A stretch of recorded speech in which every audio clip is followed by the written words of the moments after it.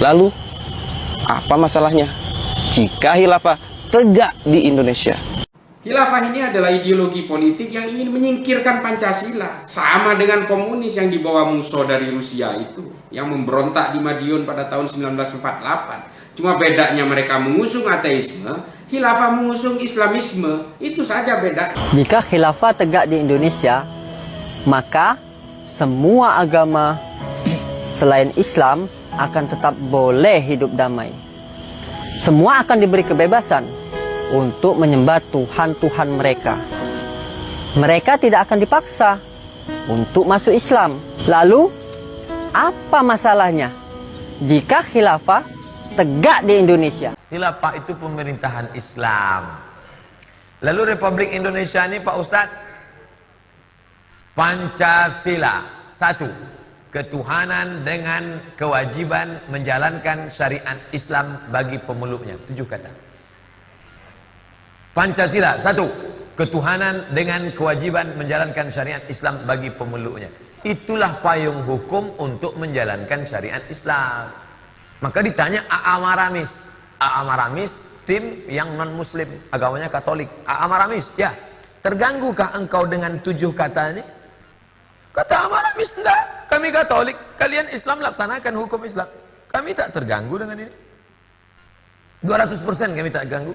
Tapi waktu itu Presiden Soekarno dengan Bung Hatta gonjang-ganjing. Dari Belanda datang tekanan, dari Jepang datang tekanan, dari Timur datang tekanan. Daripada banyak tekanan, kalau gitu kita robahlah ketuhanan yang Maha Esa. Nah, jadi sebetulnya Pancasila itu bisa mengcover untuk penerapan syariat Islam. Tujuan ditegakkan khilafah kan untuk menerapkan syariat Islam. Apakah bisa syariat Islam diterapkan di Aceh? Bisa. Pancasilanya tak berubah, tapi tetap bisa. Kenapa? Lewat perda. Saya diundang ke Aceh besok. Kemarin beberapa bulan yang lalu di Maulabu. Tadi sebelum kemarin ada undangan dari Langsa. Di Langsa diterapkan syariat Islam. Pacaran, tertangkap, dicambuk, pakai rotan, depan orang, bisa. Siapa bilang tak bisa? Di Rokan Hulu bisa diterapkan syariat Islam? Bisa. Siapa yang mengaturnya? Yang anggota legislatif yang kita pilih. Yang milih siapa? Kita. Tapi kalau jamaah ini ngerti. Jika khilafah tegak di Indonesia, maka pendidikan bahkan kesehatan akan digratiskan untuk seluruh rakyat tanpa terkecuali. Karena kesehatan dan pendidikan adalah hak bagi seluruh rakyat dan juga merupakan kewajiban bagi seorang khalifah untuk melayani rakyatnya. Lalu, apa masalahnya? Siapa yang bisa mendapatkan syariat secara utuh? Maka di sini kesepakatan antara seorang pemimpin atau seorang khalifah dengan kekhilafahannya, dengan syariat Islam, dengan kesiapan umat untuk menjalankannya. Jadi Islam perlu kesadaran. Kalau tidak ada kesepakatan di sini, tidak akan bisa berjalan. Anggap saja peraturan semuanya. Setiap waktu sholat tidak boleh ada toko yang buka. Harus sholat. Artinya kan mestinya harus sholat. Orangnya nggak sadar, tutup tak nongkrong di toko. Sudah selesai itu sholat, keluar lagi tak sholat. Loh, apakah begitu? Mana kafah? Katanya syariat Islam menegakkan negara Islam. Wah, ini polisi keliling itu. Dan mungkin nggak sholat juga itu. Lihat.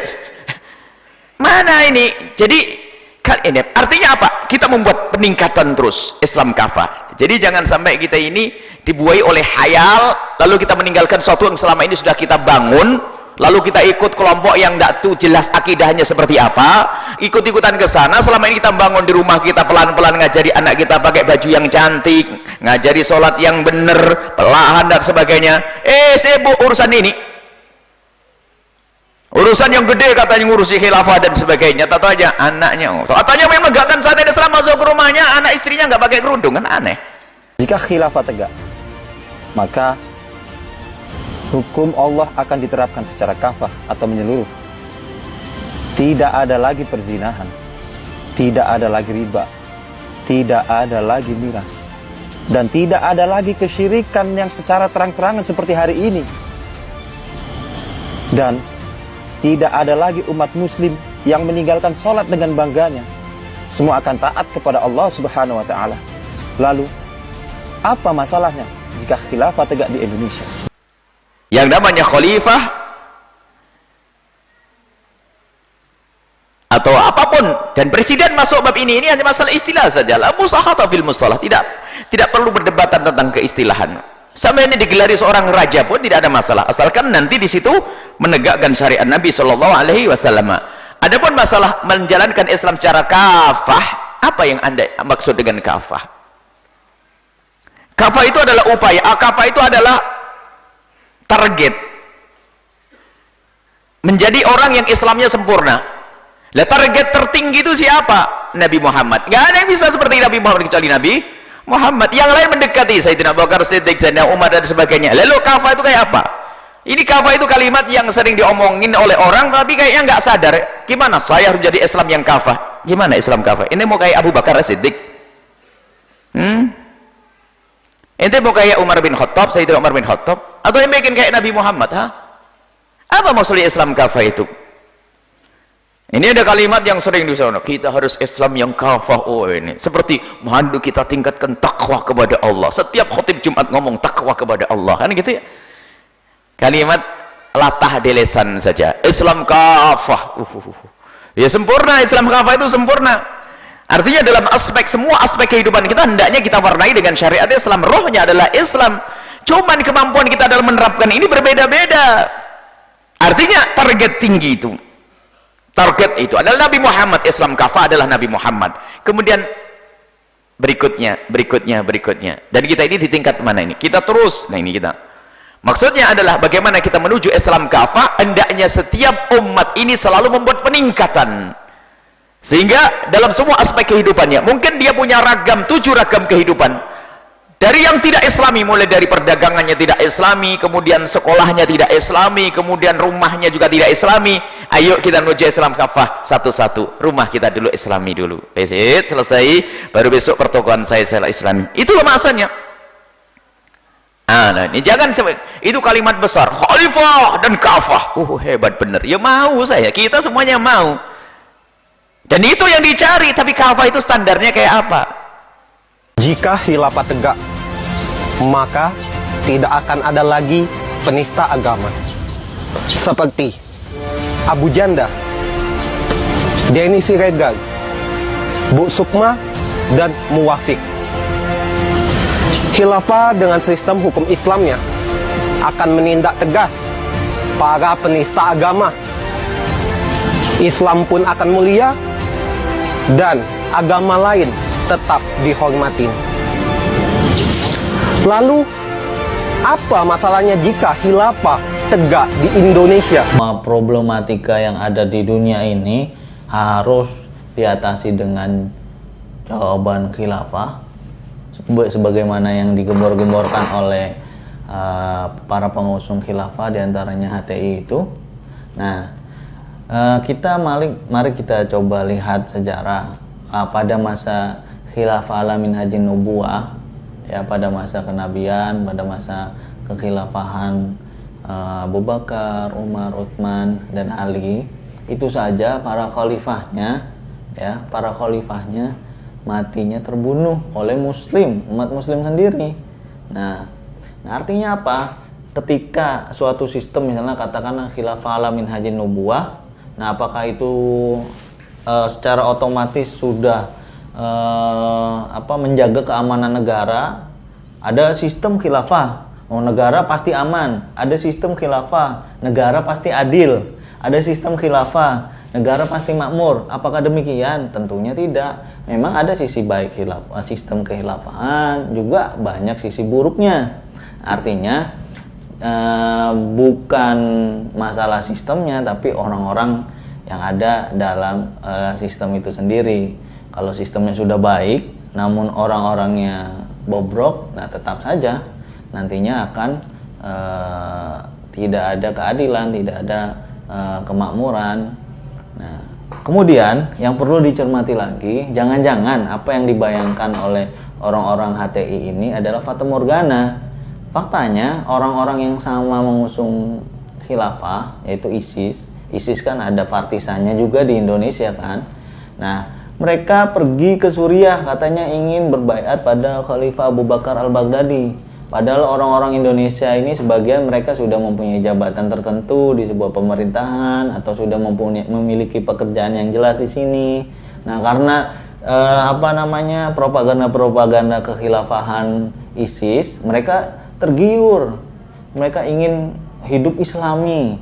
Katanya di sana di Suriah itu pendidikan terjamin, kesehatan juga terjamin, dan lain sebagainya. Tapi ternyata apa? Yang ada di sana hanyalah kekerasan, pelecehan seksual, pembunuhan, dan lain sebagainya. Nah, jangan-jangan nanti kalau sudah berdiri khilafah ala HTI juga begitu. Nah, itu yang saya khawatirkan. Jangan sampai demikian. Jika khilafah tegak, tidak ada lagi para maling uang rakyat alias koruptor. Tidak ada lagi rakyat yang tertindas oleh penguasa zalim dan ketidakadilan hukum. Jika khilafah tegak, maka para pejabat negara dan rakyat jelata akan hidup dalam kemakmuran dan keadilan hukum. Lalu, apa masalahnya jika khilafah tegak di Indonesia? Kalau memang khilafah ini anjuran Islam, semua negara Islam akan memakai sistem ini. Tidak ada satupun sampai sekarang negara dengan mayoritas populasi Muslim yang menggunakan sistem politik ini. Karena mereka tahu dan mereka sudah selesai dengan semua itu. Kita sekarang ini di Indonesia yang penuh dengan orang-orang yang baru melek agama, lalu kemudian mau dibodoh-bodohi oleh anjuran politik dari Arab yang sebenarnya sudah tergusur sejak lama. Kalau Anda mengatakan khilafah adalah ajaran Islam, mana aturan-aturannya? Sedang Nabi Muhammad saja tidak membuat aturan-aturan tentang kekuasaan politik. Jika khilafah tegak, maka nilai-nilai Pancasila akan benar-benar terwujud. Tidak akan ada lagi hayalan belaka. Tidak akan ada lagi perusak di NKRI ini seperti OPM. Tidak akan ada lagi negeri atau daerah yang terlepas dari NKRI seperti Timur Timur. Lalu, apa masalahnya jika khilafah tegak di Indonesia? Karena itu tidak boleh kita mengubah NKRI ini menjadi negara lain. Contohnya misalnya khilafah. Ada orang bertanya, apa khilafah itu bukan Islami? Saya bilang Islami khilafah itu. Khilafah itu Islami. Tapi yang Islami itu bukan hanya khilafah. Kerajaan juga Islami. Buktinya Saudi Arabia. Dia Islam, dia kerajaan Al-Mamlakah As-Saudiyah. Juga Yordan, Al-Mamlakah Al-Hashimiyah. Islami, keamiran juga Islami. Kuwait, Republik juga Islami. Selain Indonesia, Mesir. Di Mesir nggak kurang ulama di sana, tapi menjadikan negaranya republik. Tapi kenapa katanya kalau Islami khilafah tidak diterima di Indonesia? Saya bilang ditolak. Saya bilang bukan ditolak, tapi tertolak. Kenapa tertolak? Karena menyalahi kesepakatan. Jika khilafah tegak, para orang tua tidak perlu khawatir dengan tontonan anak-anak di TV. Karena TV hanya menayangkan yang baik, baik karena Allah, bukan baik karena manusia. Tidak ada tontonan yang merusak moral dan akidah. Lalu, apa masalahnya jika khilafah tegak di Indonesia? Jika khilafah tegak, maka seluruh warga negara akan dijaga kehormatannya. Negara akan mengatur berkenaan pergaulan pria dan wanita. Orang tua pun tidak perlu lagi khawatir anaknya menjadi korban. Lalu, apa masalahnya jika khilafah tegak di Indonesia? La yumkan mukhtalafu fihi wa innama yumkan al-mujma'u alaihi.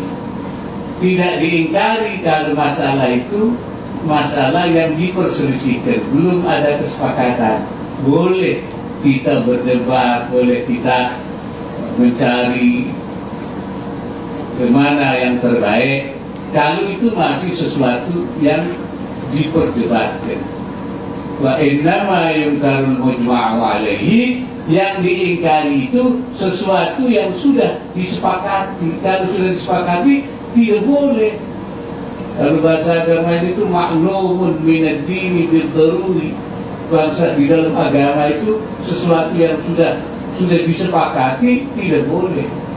Begitu juga di dalam kita bernegara, sesuatu yang sudah mujma' alaih itu tidak boleh dipersoalkan karena itu sudah mujma' alaih. Seperti Pancasila, NKRI, Undang-Undang 45 itu mujma'. Yang lain boleh. Kita akan melakukan perubahan-perubahan, itu boleh di negara ini kecuali yang sudah mujma' alaih. Ini sebenarnya gampang. Lalu kita memegang pakemnya, itu patokan-patokannya. Jika khilafah tegak, para ustadz dan da'i tidak perlu lagi repot-repot mengajak kaum muslimin untuk sholat. Tidak perlu capek-capek mencegah orang lain dari kemaksiatan. Karena dakwah akan menjadi tanggung jawab negara. Dan khalifah akan mengajak seluruh warga negara untuk taat kepada Allah Subhanahu wa Ta'ala. Lalu, apa masalahnya jika khilafah tegak di Indonesia?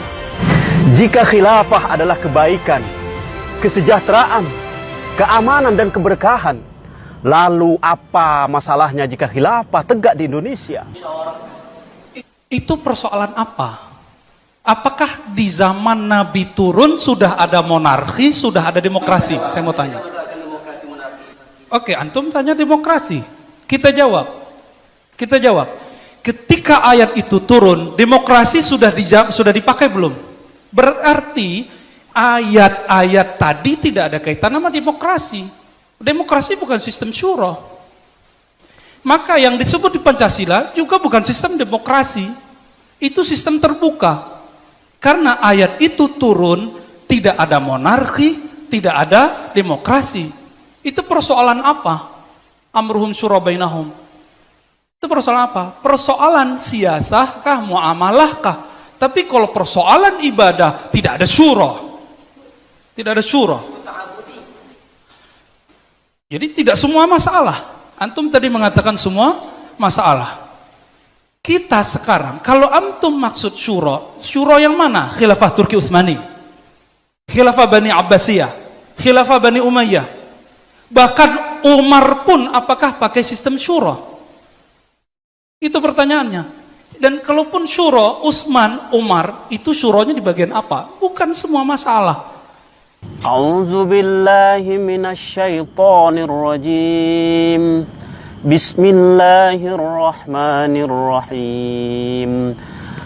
Wa'adallahu allazina amanu minkum wa 'amilus solihati la yastahlifannahum fil ard kama istahlafa allazina min qablihim wa la yumakkinanna lahum dinahum allazi irtada lahum وَلَيُبَدِّلَنَّهُمْ مِنْ بَعْدِ غَوْفِهِمْ أَمْنًا يَعْبُدُونَنِي لَا يُشْرِكُونَ بِي شَيْئًا وَمَنْ كَفَرَ بَعْدَ ذَلِكَ فَأُولَئِكَ هُمُ الْفَاسِقُونَ Sadaqallahul Azim. Jadi kita itu sering terjebak dengan istilah-istilah. Sering terjebak. Kita pakai ayat-ayat yang tidak berkaitan. Itu ayat antum pakai untuk Pancasila, itu cocok logi namanya. Coba cek syarah penjelasan Pancasila, apakah mereka nyebutin ayat itu? Enggak. Itu belum tentu dari ulama. Belum tentu dari ulama. Kalimat itu bisa juga jadi ulama karena penjelasannya belum ada. Oleh karena itu sebagian kawan-kawan kita memutuskan kalau begitu kita masuk ke sistem, tapi ternyata mereka terjebak juga dengan sistem. Itu problemnya. Jadi kalau antum bilang yang sesuai dengan Rasulullah. Yang sesuai Rasulullah itu Nabi udah kabarkan bahwa itu tidak akan ada kecuali Imam Mahdi. Maka jangan pernah lagi berharap tinggi kepada sistem-sistem pemerintahan yang ada sekarang sampai Imam Mahdi itu turun. Nggak bisa pakai selebaran untuk menkhilafahkan orang. Tiba-tiba nanti semua orang udah sepakat kita pilih Imam Mahdi. Nggak bisa begitu. Kita pilih satu khalifah. Itu ngayalnya Syekh Taqiyuddin Nabhani. Kan udah dikritik banyak ulama. Tapi kita tidak mengkritik akidahnya. Saya belum ketemu yang aneh dari akidah Syekh Taqiyuddin. Meskipun kawan-kawan kita mengatakan iya. Tapi dalam politik kita bisa beda kok. Gitu. Ceklah ya dalam tafsir Tabari, amruhum syura bainahum itu amruhum yang mana? Dan tafsir bil ma'thur. Kira-kira begitu ya. Baik. Tafadhal.